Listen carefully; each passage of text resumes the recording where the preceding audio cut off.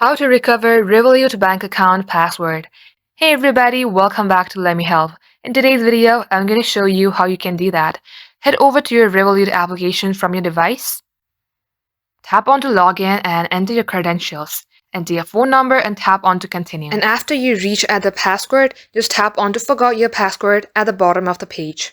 Here they will ask you through which method or medium you would like to get identified. If you have your email address, then tap on email.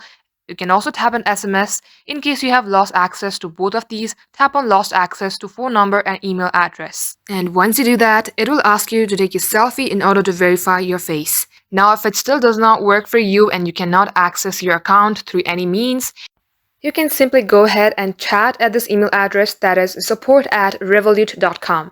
And just like so, you'll be able to regain your account. Thank you for watching the video till the very end. In case it had helped you in any ways, then do like and subscribe, and we will get back to you soon.